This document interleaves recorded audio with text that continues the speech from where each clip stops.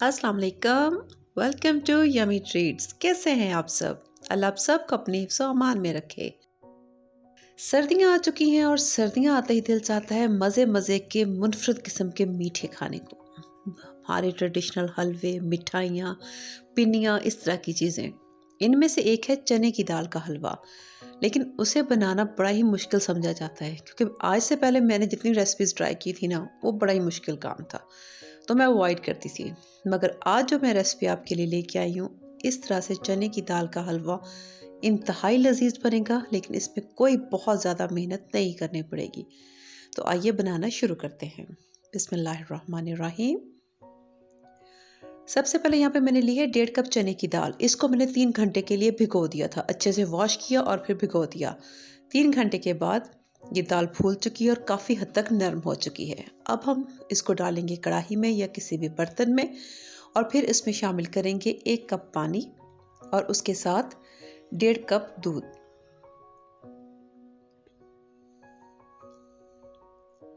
और इसको अब हम लो फ्लेम पे, मीडियम टू लो फ्लेम पे कवर करके पकने देंगे जब तक कि दाल जो है वो अच्छी तरह से गल जाए और जो दूध और पानी है वो खुश्क हो जाए।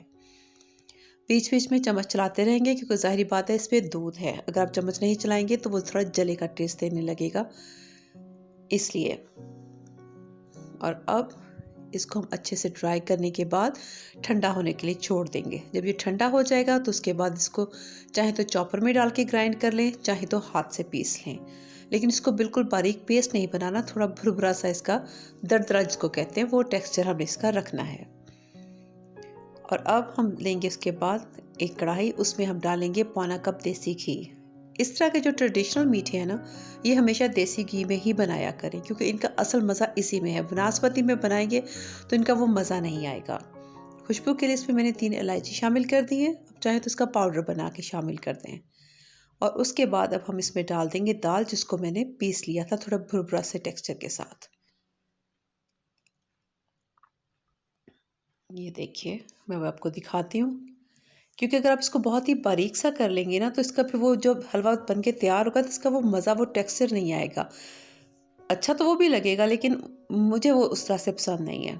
और अब हमने इसको मीडियम फ्लेम पे भूनना है, बहुत लो फ्लेम पे भूनने की ज़रूरत नहीं है क्योंकि दाल भी गली हुई और पकी हुई दाल है और ईज़िली से हम इसको हैंडल कर सकते हैं। बेसन जो होता है उसको बहुत लो फ्लेम पे भूनने की ज़रूरत होती है। अब जैसे जैसे आप इसको भूनते जाएंगे, आप देखिए इसका टेक्सचर चेंज होता जाएगा, ये पेस्ट की शक्ल में बनना शुरू हो जाएगा। इसको तकरीबन 10 से 12 मिनट लगेंगे जब ये घी छोड़ना शुरू कर दे उस लेवल तक आने में।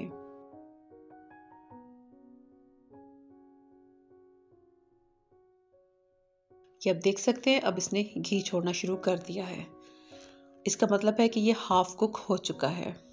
अब इस स्टेज पे आके अब हम इसमें चीनी शामिल कर देंगे। 1.5 कप दाल का था तो इसमें मैं 1 कप चीनी डालूंगी।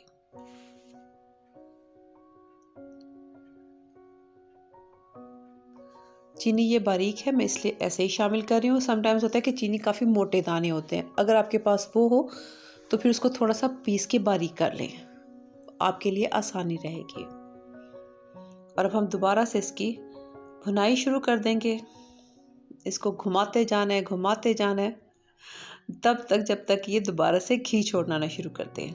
घी छोड़ने लगेगा और चम्मच के साथ साथ घूमने लगेगा, उस वक्त तक हमने इसकी भुनाई करनी है।